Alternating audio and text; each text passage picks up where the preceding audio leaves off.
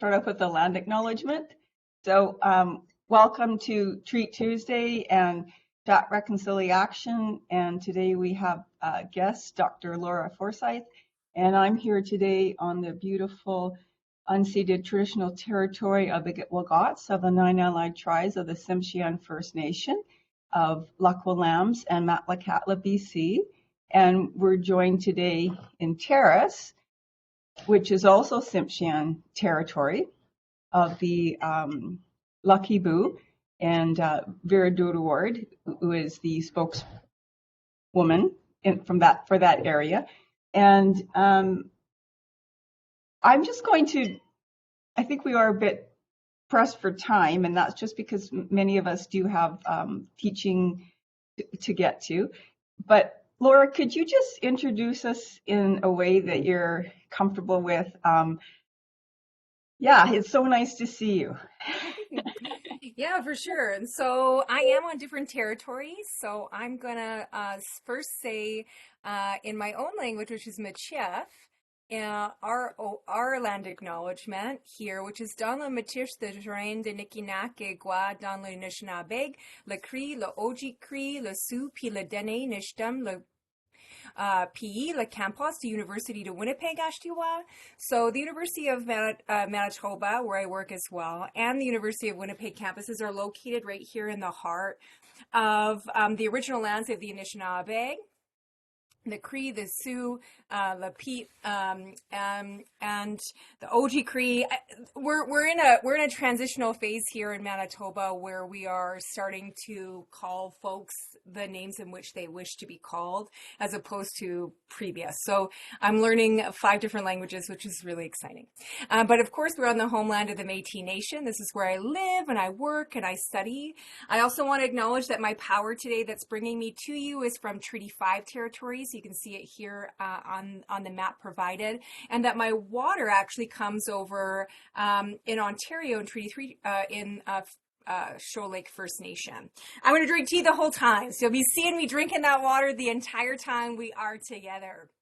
Awesome. Okay, well, let's get started. Now we know where we are, where everyone's situated in the lands in which we sit, and so let's get started. So now, well, I'll say Tancha Kiawao. So hello, how are you all? Laura Forsythe, Dishnakasha. So my name is Laura Forsythe, and my family, Kwayesh, Roostertown, Oshtuak. So my family a long time ago was from a place called Roostertown.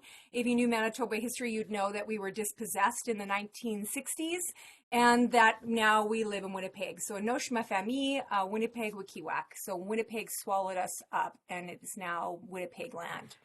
My parentis, or my ancestors, are the Hoopies, the Wards, the Berards, the Morans, the Sears, and the Lavalleys.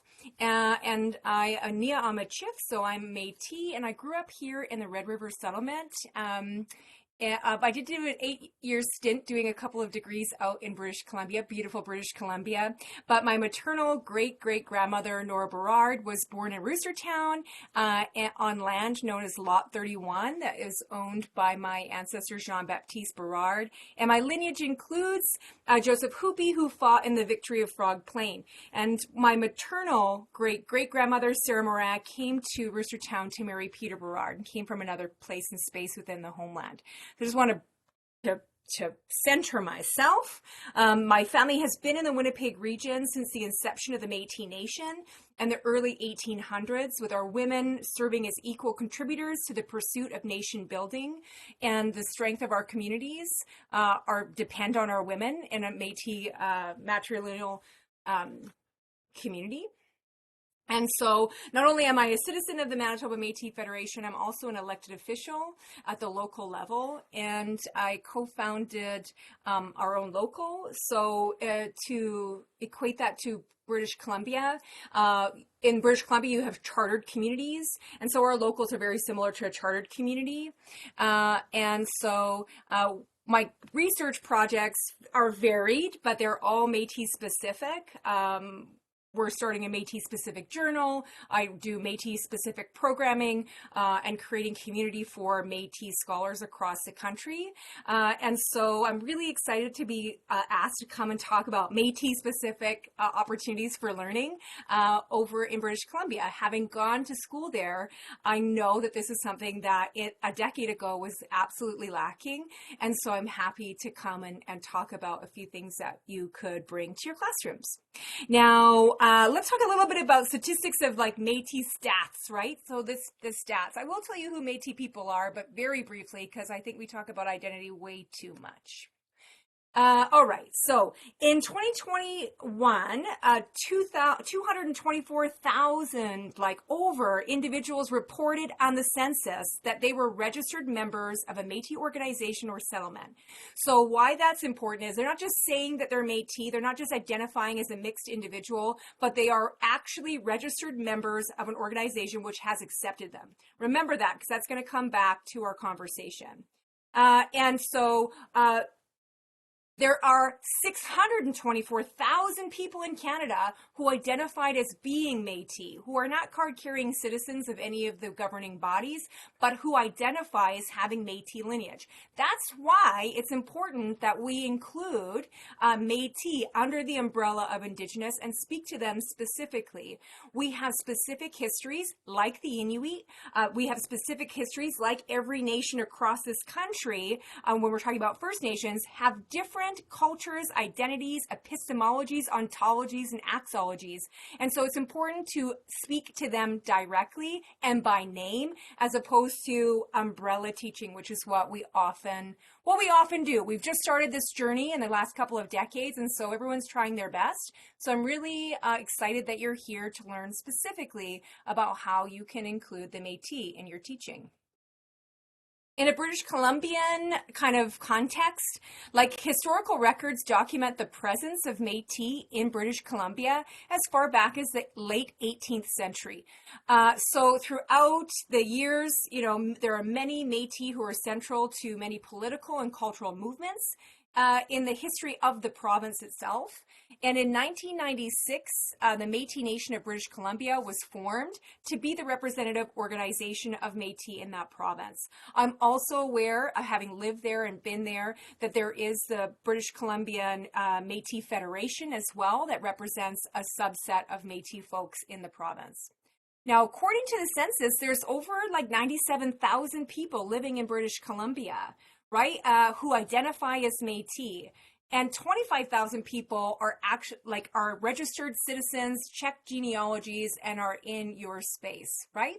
So I think it's important that we acknowledge that. So the census doesn't go into detail specifically to Prince Rupert, but Prince George has 1,800, Victoria has 1,800, Kelowna has 1,700, Kamloops 1,200.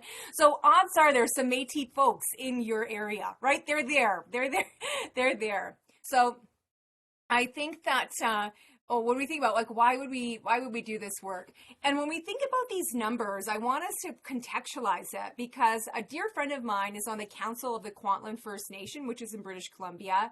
And to put it in perspective, his nation has 375 registered members, right? Another friend of mine is up in the Niska territory, and their population is about 5,500. So when we talk about 97,000 Métis folks living in British Columbia, there are students in your space. There are people who have Métis people in their families, and representation and inclusion is important to their health, their well-being, their sense of worth. And that's what we're here to support and lift up students, right? And to ensure they're successful. If we don't see ourselves in our education, we struggle, right? As Indigenous people under the umbrella, we struggle, and specific nations struggle when we don't see ourselves. That's why we do this work. So I'm glad that you're here. Now, from a Métis perspective, I'm going to talk a little bit about my dissertation and one of the erasures that the grandmothers shared with me around the colonial narrative around Métis existence, following the Battle of Batoche and the subsequent hanging of Louis Riel, right? Which is why this is titled Beyond Riel. So, for decades, for 4 decades, Métis grandmothers and aunties have attempted to rewrite Canadian history, primarily due to having their existence challenged throughout the homeland, right? So Rita Bouvier is an incredible education scholar, and she dedicated her career to rewriting social studies curriculum and its approach to our histories, because, as she says here, when our history is provided only in one paragraph as the history of the country, speaking metaphorically, that's just not satisfactory, right? So if we contextualize that, when Riel died, there are more Métis people today than when he passed, right? That we are everywhere. And so to have this idea that we no longer exist because at that time, historically, Métis people had to go undercover. They weren't allowed to gather. They had to deny their identity. Terrible, terrible things due to racism and colonization happened to my people. And so it became like a dirty, dirty word to say you're a Métis. And if you could pass, you did pass. And so we, in 2023, world, cannot judge the decisions that people made just to survive, right, in a terribly racist country. And so when we only talk about us in a very past 1885 context, we're erasing the acknowledgement that Métis people are here today and writing today. Now, the effectiveness of this attempted erasure through education is apparent. So Emma Lerock, if you don't know Emma's work, you should write her name down. She has over 90 publications, poems, just incredible stuff. So have a look at her stuff. But when you're relating to an experience of, so she talked about a conference she went to when we sat together over tea, and she said that nobody knew who the Métis were. I was flabbergasted. Academics didn't know who the Métis were, but they knew who Riel was. But I swear they thought everybody died with Riel, right? And that we weren't here anymore. So according to the stories shared across most provinces with academics and grandmothers that I got to sit with, the story of Métis in the social studies curriculum stopped at the end of our resistance to Canada, and the Métis were left out of contemporary history, resulting, as I said, in our erasure in people's minds. Now, colonial education that does include Métis portrayals often talks about them as villains against the state. So using the terms as rebellion as opposed to the word that I use, which is resistance. I said that my Joseph Hoopy was from the Victory of Frog Plain because that's what we call it. They call it, they being the colonial government, calls it the massacre at Seven Oaks. And so the language that we use and the way that we talk about the Métis history when we use rebellion, it talks about colonial subjugation, right? And so Christy Belcourt recalls her education history and connects it to her daughters, which is decades later, saying that they demonstrate this kind of continuation of a false narrative, including Métis history, which is taught in this country. She said that in grade 5, I remember the history book we were using, and it said that Louis Riel was a traitor. In an entire textbook on the Canadian history, there was only one page on First Nations and then half a page on Louis Riel, who was presented as a traitor. So with lessons like these being taught in Indigenous perspective sections of teacher education, it is not surprising that teachers and educators then struggle teaching about the Métis, right?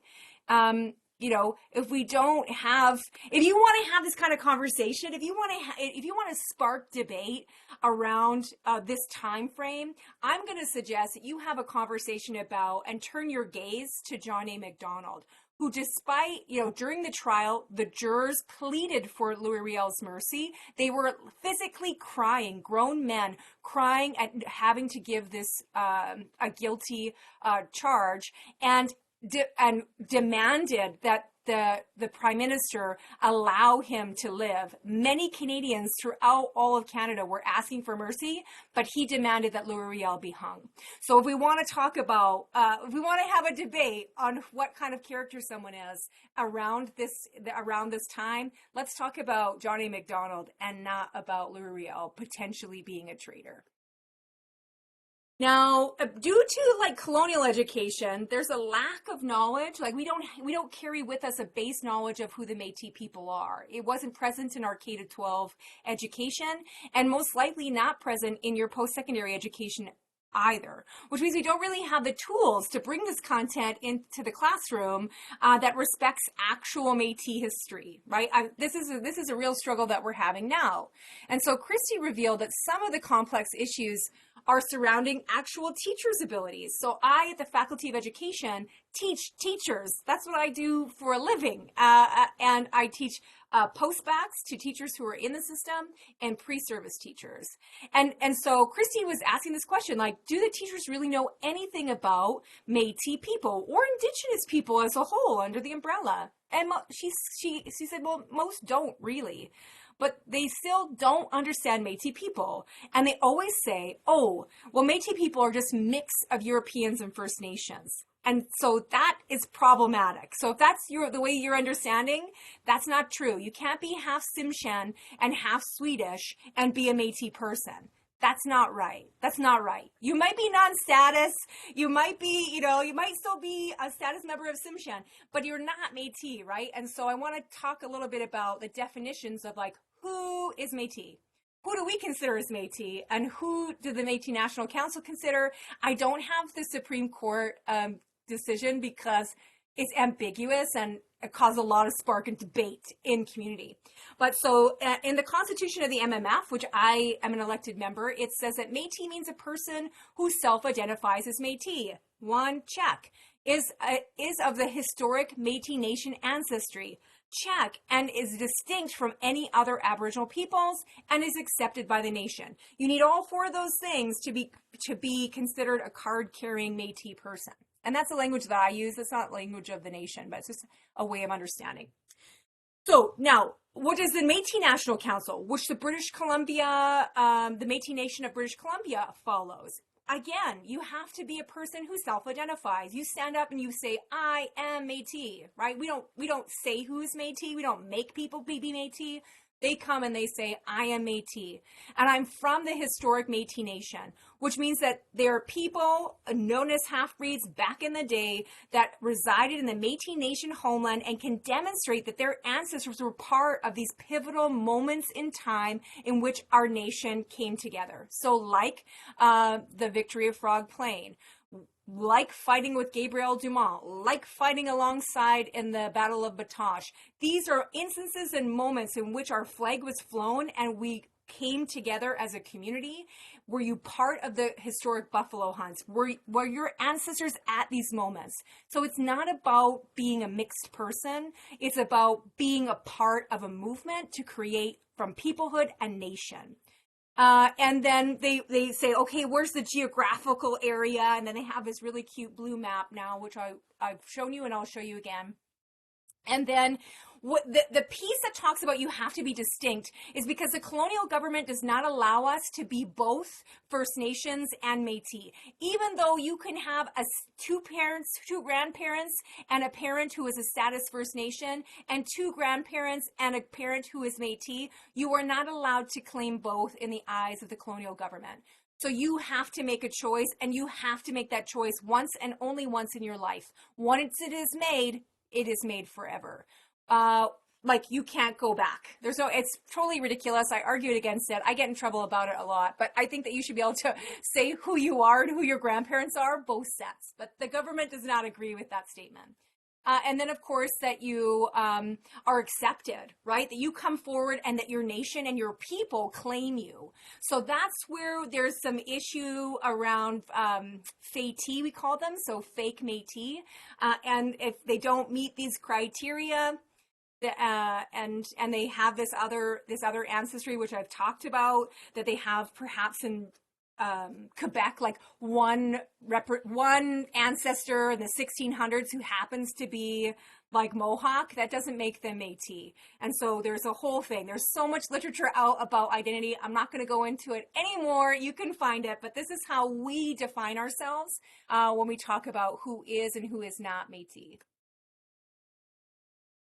Okay, so now Janine Carrier is incredible and is one of the grandmothers I had a chance to sit with. And so I talk to grandmothers across the country. So when we talk about there being issues within education, it's not a Manitoba thing, it's not an Ontario thing, it's all the way across. So, and especially out in the East, which is an identity talk we're not going to talk about today. But on the other side of the country, Janine teaches at the University of Victoria, and she echoed the same kind of sentiment that Chrissy was talking about, Emma was talking about, Rita was talking about, and said, like, she says, when I came to Vancouver Island, close to 17 years ago, now 18 years ago, because we talked last year, Métis was not exactly first on the list of the hit parade in terms of people even knowing who we are, our history. We don't have a land base on Vancouver Island. And so she found that sentiment replicated in the academy. It was kind of like if you were landless, you're not really that important to talk about, and in the collective, like what we're doing, it just goes back to why it's important, because there are 624,000 Canadians that identify as Métis, so they are in your class. Now, the grandmothers and aunties, they've talked about this attempted erasure, and that it was intentional, really, like it was perpetrated by the colonial education system throughout the homeland, Ontario, Manitoba, Saskatchewan, Alberta, and British Columbia, regardless of geographical location, that there was this prevailing ignorance of who the Métis were, which is like, it's why we're here today. Let's talk about what are we going to do about this, because we have to somehow start talking about the presence of Métis people in your territory and in this country, right? In this country, because there's a lot of us and we do a lot of stuff. Let's talk about it. So one of the issues that I talk a lot about is about umbrella education. About when we put everyone, and you're living in one of the most like diverse Indigenous territories ever, right? Like just think about your own province, how many different dialects there are, how many different languages there are, how many different nations there are, and how distinct they are from each other, right? Like they're incredible. So when we say Indigenous and we put them all under the same umbrella, it just doesn't make sense to me. So what we've done since 1960 is we've spent a lot of time trying to teach folks like to be Indigenous, right? And inviting them and like telling them and trying to make them embody our epistemologies. And that hasn't worked very well because there isn't one epistemology, first of all. And a lot of times this work has excluded the Métis because like if you're writing from a certain perspective, you just don't name it. You just don't mention that you happen to be Cree. But everything you write from a Cree perspective, it's not including Métis people in that thought process. And that is the same as if you're writing from a Cree perspective. And I love Marie Baptiste. If you are talking from a Cree perspective, you're not speaking about the Niska. You're not speaking about the Stolo. You're not speaking about the Musqueam, right? So we need to be really intentional about the way that we're teaching and who we're speaking about. Now, what's happened when we try to teach people to be Indigenous, it didn't work. And teachers, there's so much research about teachers being afraid, being paralyzed as non-Indigenous teachers to be able to move forward with the knowledge that they got. Taking someone to a sweat is a beautiful experience, but they can't replicate that in the classroom. They can't even teach those things. They can't teach ceremony. They're not of that worldview. They don't carry the teachings to be able to share it. And oftentimes the things we're sharing are sacred. So there's this funny thing that's happening. Thankfully, it's changing. Thankfully, we're doing things a little different now here at the Faculty of Education. So we need to move towards a model that we're going to talk about today. Pragmatic tools to move forward. What can you use? Who wrote it? And how do you know that it's good? So this is what I think the solution is. So we're going to connect you all. You've met me now. We'll talk about what that means. But we're going to connect you all to like actual tangible tools, Métis educational frameworks and lesson plans, and provide like a support system so that if you can't find what exactly you're looking for, you can. You are going to reach out and you're going to tell me, and I'm going to shoot you to the right person, the right resource, the right thing, so that you can do this in a good way. Now, if we do it that way, then you'll actually put in your curriculum. We will actually indigenize the curriculum, including different voices from all over the country and including my people, the Métis, which is super exciting to me. And of course, you're going to be able to do it effortlessly because most of the things are already created that I'm going to show you. You're not going to have to go and develop whole new things. They already exist. The videos exist. The articles exist. The lesson plans exist. You just have to use them. And then, of course, if you get to know some of the experts and get to know some of the places you can reach out, both in your province and across the homeland, it's easy to bring people into your space, which is really what inclusion is about. It's not just about us teaching about other people, but it's also us bringing others in. So I am cognizant of the fact that I can only teach from a Métis space. I am a Métis person. I look at the world in a Métis way. I don't look at the world as a two-eyed seeing. I cannot see as a white person and as a Métis person. I'm only me. So I need to bring in other folks. So in every class I teach, I have 4 guest speakers.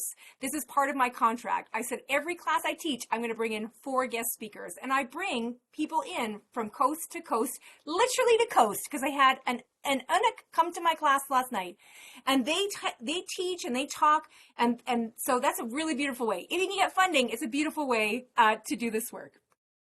If you can't, I'm going to show you another way. Now, the way that we do this work is I'm not going to teach you how to be Métis. I'm not going to teach you my cosmology or my spirituality, or I'm not going to do any of those things. That's not what we're going to spend our time doing today.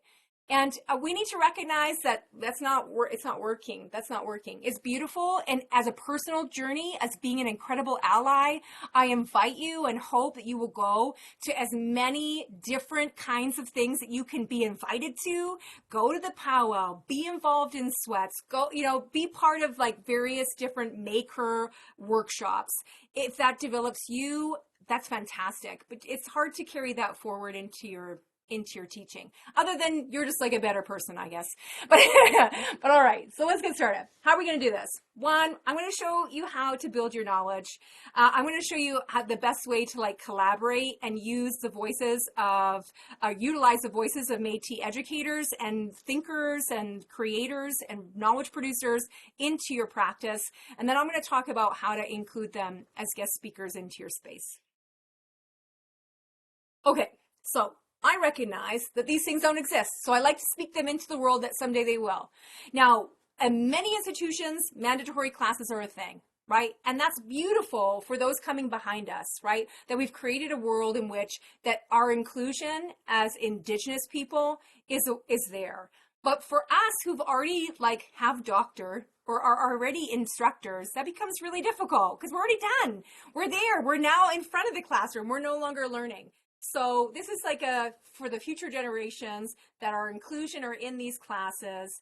But this does exist. Number 2 exists, and I'm going to show you where they are. So easy and accessible websites with bite-sized content. So when I talk about inclusion, maybe it's unpopular, but I'm talking about you already have a whole lesson, and I want you to have just a couple of sentences about the Métis in that lesson. I want you, if you're teaching about economics, to throw a thinker in there. That's Métis, that talks about Métis economics and the drivers of our nation to this day, right? We're now $1 billion nation for a reason, right? If you're teaching about history, I want you to talk about 1970s power politics of the Métis. Super exciting, alongside of your other things that you're already teaching.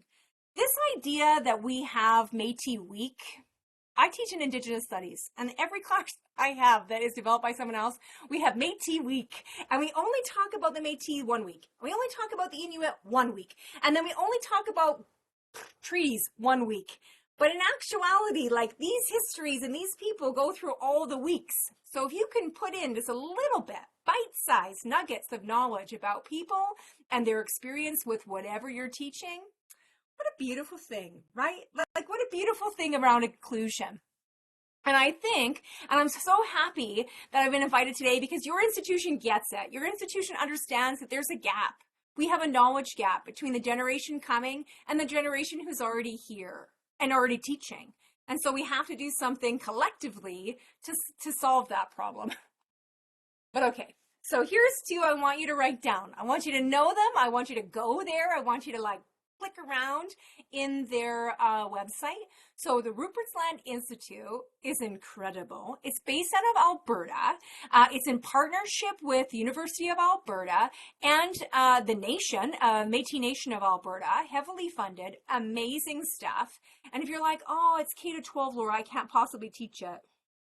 Oh, your people don't know anything yet, right? So you start at the basics. Just know the basics. Have a look at what they've done. Have a look at some of the things that you might be able to just feather into your existing, your spiels and your lesson plans. They also have incredible short videos. They have really great maps, like little sort of vignettes that you might want to embed into your PowerPoints. So have a look. Have a look. They're all created by Métis people, so we know it's in a good way, and it's accepted across the homeland. The Gabriel Dumont Institute has 20 lesson plans, yes, but it also has incredible primary documents. They have videos, they have primary documents, they have like recordings of elders, hours and hours of recordings of elders. If you want to teach about research methods and look at some examples, Maria Campbell, the great-grandmother, used to be a research assistant who did a whole series of interviews. There are actually thousands of things on this website, so it is a little bit overwhelming, but if you poke around a little bit at a time, it has a pretty good search engine that you can find like pretty good keywords as to exactly what you're looking for. It also has a virtual museum.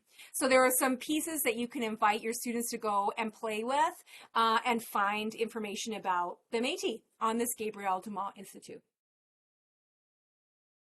This just came out, and so it depends on what you're teaching, what your topic is, but this resource is incredible. It is a hands-on, so it does have a website. It does have a downloadable PDF, but you can also purchase an actual puzzle with pieces to bring into your classroom. There's a whole poster series, and it talks about our inclusion in the story of residential school. So one of the things is that we're hearing is that folks are getting it's terrible to say, but residential school fatigue, right? They keep hearing the same story over and over again. Now we have the opportunity, because learners coming to us that are going to be 18, 19 years old, they most likely have heard these histories in their classes, in their history classes, which is our opportunity now at the college and post-secondary level to layer up in their knowledge and tell more complex stories and talk about the Inuit experience, talk about the Métis experience, talk about like deeper stories around what happened to First Nations. There's so much content coming out that we can develop past Phyllis, who's incredible, and her orange t-shirt and move past it. And this is one of those resources that will allow you to do that.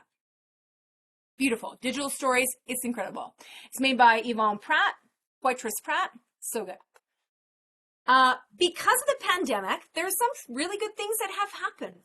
I'm not like, you know what I'm saying. Anyways, a lot of funding went to creating community and creating resources for Métis children to access, and Métis people to access things about their histories, because we could not get together. And so the Métis at the Manitoba Métis Federation and the Riel Institute created a series of various videos. Red River Card Adventures, Did You Know, is with Shirley DeLorme Russell, who is now studying to become like an Indigenous librarian at the University of Alberta and works at the library at the University of Manitoba. She's incredible. So if you ever want to book a speaker, she is awesome. But she has a whole series about Did You Know? She talks about education. She talks about economics. She talks about our history. She talks about contemporary history and roads in Winnipeg and why they're named. And like there's even city planning talks. So have a look at that whole catalog. They did that, I think, for a year and a half. Meet Up with Mason is super cute. He meets with various Métis citizens and talks about what they do, talks about their histories. And then Red River Cart Adventures is geared towards younger little ones. But if you don't know it, it's fun to watch. if it's news to you, it's fun to watch because you're like, oh, really? It's a lot of fun, and it's illustrated. So those are three of the things that are available on their website. Now, I am sure that each of the governing bodies also came out with their own content. So there may be Métis specific things out of British Columbia, their educational coordinator and education team are awesome. So if you wanted to reach out to like Lauren, reach out to the MMBC and say like, what do you have? What can you share with us? Is there anything that we can download and read? I'm sure they'll be more than accommodating to that and really excited to hear from you. Now, the final part is about inclusion. And so there's a few different ways that we include things. And so there's actual people, like I'm actually here with you, so I've been included. But there's also like utilizing voices and the work of, and paying tribute in Indigenous ways and academic ways by citing them, where this work came from. So bringing individuals, as I said, if you can get the funding, is awesome. And I keep saying funding because it's never for free. Like, unfortunately, like, so here in Manitoba, we have like the Treaty Commission, and their whole mission and goal, the whole reason they're paid every day is to go to classes. We don't have that yet in the Métis community, where we have entities that can come and speak for free. So, you have to arrange for them to come, and they have to have an honorarium. If, of course, it's a guest, you're going to have an honorarium and a gift, potentially. So I want to talk a little bit about what those gifts are. Now, I noticed at your institution that you do have an elders and knowledge keepers like guideline, and so check out your website. But I want to talk a little bit about Métis-ness for a minute. And it's similar to First Nation is. Like, there's a spectrum of belief, right? And so, yes, their protocols are going to differ by community to community, by geographic region. But I want to say this out loud, that not all Métis practice traditional Indigenous ceremonies and accept tobacco. That's not a thing that they do. In my work, and when I worked with elders and I talked to our historians and we talked about the access to tobacco and the use of it was really told to me that you need to ask if that's what they would like, right? One of the things about gifts is that it's something that we use and that it's useful to us. So if we are not practicing Indigenous ceremonies, we don't intend to burn the tobacco or lay it down in a good way. The sentiment that we are giving it or gifting it is not there. And so in my practice, many have wanted tea or jam, something that they're going to use. And so offering a choice signifies your understanding that there is a spectrum of belief system within our nation, ranging from devout Catholics to traditional spirituality, right? Like, it's the real rainbow we have. And so that's very similar to First Nations and Inuit communities. Not everyone adheres to one specific way of knowing and being. So by asking, I would like to offer you tobacco or tea. Just simple. It's very simple. And they'll say, I will take tea, or, I would love tobacco. Thank you very much. And away you go. And adhere, of course, to your own protocol in seeking elders and knowledge keepers in your community. Now, for 4 glorious years of my life, I was able to be the Métis Inclusion Coordinator at the University of Manitoba. And we're here in the heartland of the Métis, and I came to an institution that largely was ignoring the fact that 63% of their students who identified as Indigenous were Métis. And so that's why I'm saying it's important to understand who are your students, where do they come from, and their inclusion. Now, because of the fact there were 63% Indigenous students were actually identifying as Métis, you would think that there would be some Métis programming. But unfortunately, in an environmental scan, there was only 5% of programming was geared towards them. And it was like, an inclusion, I guess, where they would say First Nations, Métis, and Inuit, regardless of the content. So we had to work to see about supporting those learners, like culturally, and ensuring, like, one of the things about being in hiding for so long, for some decades and generations, is that learners are now just like realizing and coming and saying, well, I'm Métis, but I don't even know what that means, right? I don't even know what that means. It's been hidden from me. My grandfather basically told us on our deathbed, students will say, and now I'm trying to reconnect to that. So although there are cultural signifiers of the Métis-ness, such as jigging and beating, I can do neither, and I cannot play the fiddle either. But there are these pieces that folks want to reconnect to, right? They want to know about them, even if they cannot do them. I have tried. It's not that I can't. Anyways, but I have created opportunities for people to then learn about these different things, right? And so we have to, when we're talking about inclusion, we have to think about, okay, let's start at the basics. Let's start identifying who those people are, creating some small communities of them, inviting people into our spaces to share and sit and just have tea to find who the folks are that we're trying to accommodate. And then there are some fun things that are happening in British Columbia. Like, you have some powerful Métis women who are living in British Columbia doing incredible things in your territory around Michif, right? And about reclaiming Michif. Some really cool stuff's coming out through the Métis Nation of British Columbia. They've put a lot of funding into it. So so that might be fun. That might be fun to do if you're saying, you know, Miigwech, also say Marci, like just feathering in, again, Métis-ness. And then academically, like, how can we include, I'm going to share some things with you. How can we include Métis thinkers, right, into our academics? And I'll tell you this much. All Métis people don't write about Métis things, right? So when we talk about inclusion of Métis scholars, like Chad Daniluk, he researches sleeping. I mean, he's working in the brain, right? It's not about Métis sleeping. It's not about Métis dreaming. It's about dreaming, right? And so what kind of Métis scholars are in your discipline that you could help lift up by including their work in your course? And then, of course, understanding the political dynamics. I mean, it could take a whole PhD to do that, but just understanding the context of, okay, so you're in British Columbia and there are charter communities, and they're also, I think they call them, the BC Federation calls them partnered communities. And so, like, are there ones in Terrace, right? Are there ones in your territory? Who are they? Who are the leaders?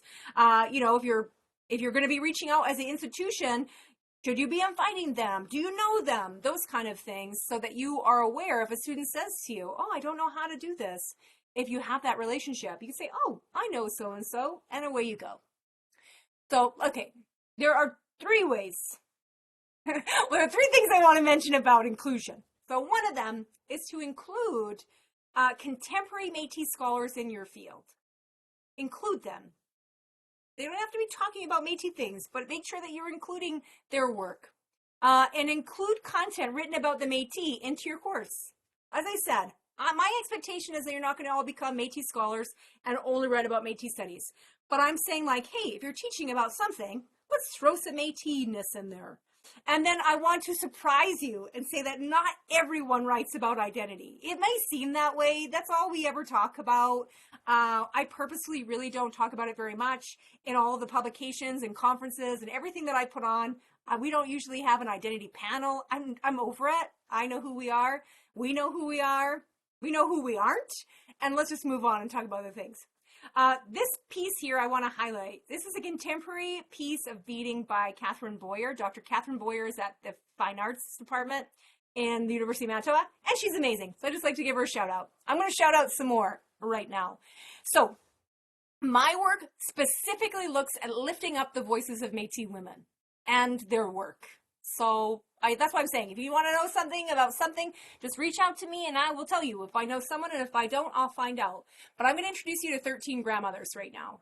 These grandmothers are incredible. And they don't all write about the Métis. Actually, some of them don't write about Métis at all, which they actually, in our interviews, were kind of sad about. But that's just not the world that they grew up in.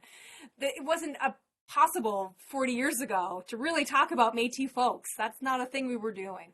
So when I say grandmothers or aunties, I'm talking about these women have all been in the academy since the 1970s, starting in the 1970s.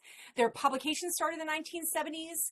They were all born between 1949 and 1969. That's the generation that I'm highlighting here. I'll highlight some newcomers as well in just a moment. But like grandmothers like Verna de Montagny and Heather Suter have sought to revitalize Michif, one of the Métis languages. So if you want to know anything about Métis language, those are the women to go to. Emma Larocque, who I mentioned before, she's advocated for and she initiated the second Indigenous Studies department in this country.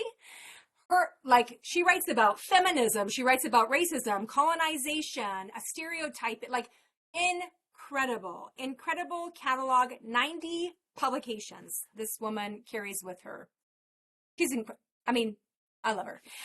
Lorraine Mayer is, she's the editor of the Canadian Journal for Native Studies, but she's also the first recognized Indigenous philosopher in Canada. And writes about Indigenous philosophy, writes about Indigenous feminism, or actually anti-feminism kind of rhetoric. So some really interesting things put out by Lorraine.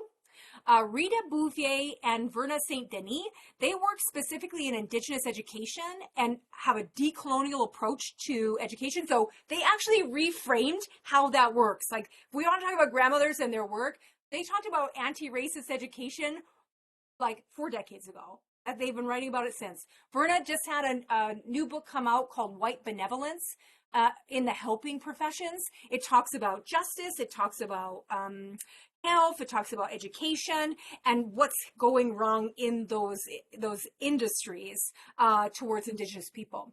Super cool stuff. Sherry Farrell-Rissette and Brenda McDougall. So Sherry Farrell-Rissette is one of the only tenured full professors in art history, but her and Brenda McDougall both are instrumental community historians that talk about genealogy, that talk about kinship, that talk about women's work. Super cool. So if any of your courses touch upon any of that, you should be looking at those women. Jean Taillé and Celeste McKay, their work has redefined our understandings of both Métis and international law. Jean Taillé wrote the book literally called Métis Law. So she has a book this thick that talks about law. She also writes about the exoneration of Louis Riel. Her newest book that's just gone to audio is really good. The Northwest is Our Mother. So if you want to know more about Métis, but like to read, listen to audibles, that's a good one. Just came out. And then Celeste, she works at the UN and talks about UNDRIP. That's what she's writing now. Incredible stuff. So if any of the things that you touch talk about those things, then maybe look at these women's work.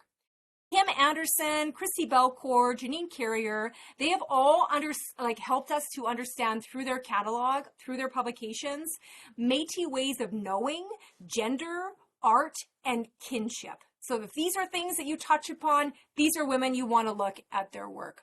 So these 13 women specifically exemplify the contributions to law, cultural studies, linguistics, Canadian literature, critical social justice, women and gender studies, and they have helped to redefine our understandings of Métis-ness, right, as a people.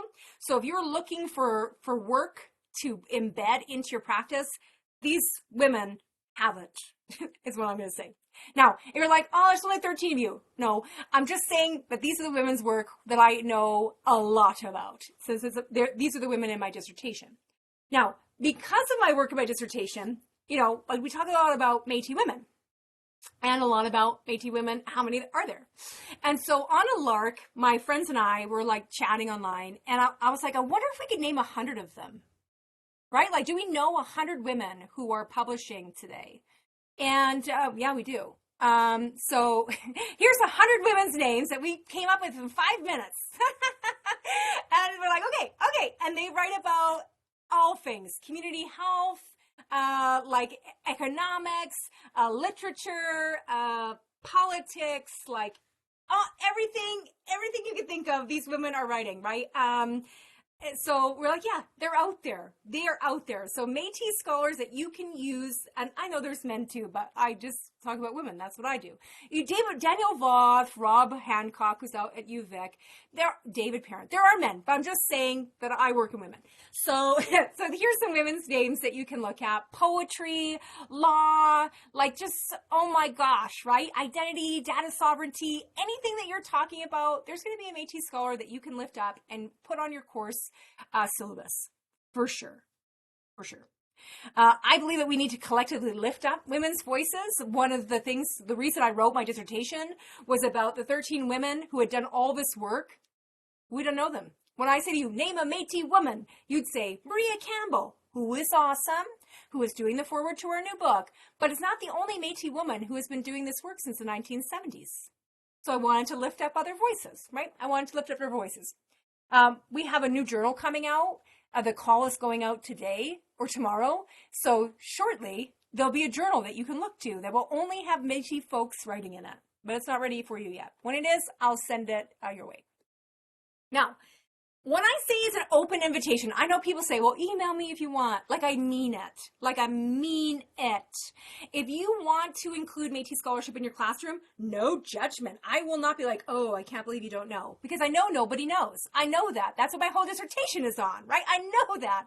So reach out to me. Now, my dissertation used Wokotowin. And I can't explain it to you because it's very long. But basically, the idea, the embodiment of it is that to fulfill my responsibility to the people behind me and the women who walk alongside of me, that I must share what I know freely at everything I have received. So I want you to email me and you're going to say, oh, I teach who knows what. I can't even think of something. I teach economics to first-year students. Do you have anything? And I'll say, yeah, I do. I teach land management. Do you have anything? I'll say, yes, I do. And I'll send you a couple things to read. It's as simple as that. It won't bother me. I won't mind. I'll probably write you back within the 48 hours because I have a bit of OCD around that. And so I want you to reach out if you want to do this work and you're stuck in any way. If you're looking for a guest speaker and you're not sure who to ask, you can also reach out and I will make a connection for you so that you can continue to do this work in a good way. This is my gift to my people and the way that I walk the earth. So I want to recap. 1, you need to build your own personal knowledge. 2, you need to have collaborators. So that might mean like using their voices and having their voices into your practice and speaking their names aloud by honoring Métis educators and knowledge producers, and then finally including them into your space through hopefully some funding, but if not, certainly through their work. So I will end there. That's my email again. So it's l.forsythe@uwinnipeg.ca. That's me. So reach out and ask me. I have a little bit of time for questions. I don't want to take too much time from the next speaker, who is going to teach you all about Riel and why he's important as well. I don't know how to stop sharing. Oh, I do. I do. Oh, someone knocked on my door. Just 1 second. Awesome. Thank you so much. Any questions? Do you have any questions? I missed a lot, so Yeah. um, I guess I have a question about number 34 on the list of 100 women, Tanya Ball, because I know a Tanya Ball, but I don't know if it's the same Tanya Ball. Oh, so Tanya Ball is a graduate student at the University of Alberta, and she writes about super cool spirituality and the devil. Like some really cool stuff, that she's doing her dissertation on.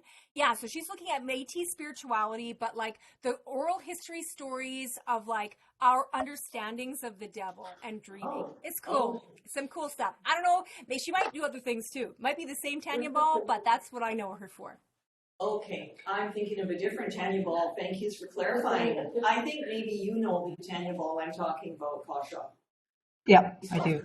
Yeah. And she's written things with Anawa MacGyver. Yeah. So Okay. I think she's Cree. If I recollect. The Tanya Ball that Laura's discussing. Wow. You Well, have a that was question? inspirational. Oh, yeah, I wish I had a question. that I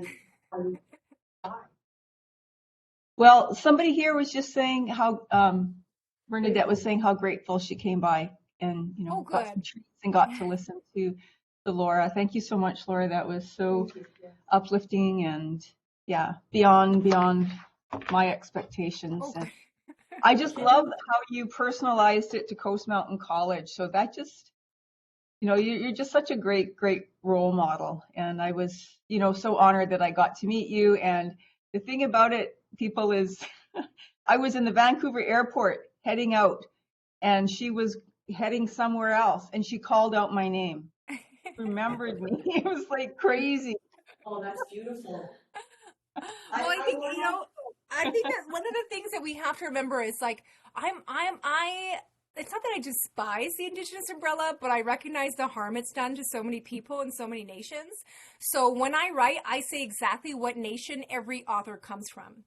right? So that when I'm talking about their words and I'm quoting or using their words, I am like, this individual is Choctaw, this individual is Mi'kmaq, this individual is Tsimshian, right? So that we are all understanding what worldview they're coming from, or what, perceived worldview that they're coming from, right? If they make a point of saying that they are Stolo and English settler, then I also put that, because I want people to understand where things are coming from. I think that we need to start doing that. I think that over the next couple of decades, this idea of umbrella is going to be broken. We're not going to do it anymore. We're starting to write. We're in a place, yeah, exactly. We're in a place where people are talking about their own methodologies. We're having a Métis methodologies a conference here in Winnipeg on the 29th of September, which I'm so excited about, because we need to recognize that although there's beautiful work that we have read and have internalized, like story work from Joanne Archibald over there in the West Coast, that there are ways in which we think that is different. And that's what's beautiful about us, right? Individuals and our individuality. So yeah, I think it's really important that we start doing that. So I hope all of you will do that too. Awesome. Dina, do you want to go ahead? Oh, I just wonder if you're in contact with Marion Laval, who is a Métis that has worked in the education department at UNBC. No, I don't know Marion. Marion Laval. I last saw her at the poll raising. I have a bit of a personal connection to her through a friend of mine, but I initially met her through her work at UNBC in their education faculty. Nice. Well, I will certainly look them up, look up their research. We had a huge conference, and we're going to have another one in 2026, but a Métis specific conference that invited Métis thinkers and knowledge producers that were community members, elders, knowledge keepers, and scholars to come together. We had about 2,000 people. I don't know if Miriam was there, but I will look, and I'll see. They didn't present. But that doesn't mean anything. It was the first time we ever did it, right? It was the first time we ever did it. So you had to know someone who knew someone to be able. We knew 2,000 people, so we knew some people, but we couldn't reach everyone, right? No. We couldn't reach everyone. No, I just want to thank you so much, because it's prompted me to do a mental scan. Do I know this Métis? Who have I met that's Métis? Who did I bring in that's Métis? And so I really appreciate your presentation. Can you tell us again how to say thank you in Michif? It's just merci. So it's like merci, like French, merci, but we say marcy. Marcy. Marcy. Kitchi marcy. If we really mean it. If we really mean it, we say kitchi marcy, because it's like, we really mean it. Thank you so much.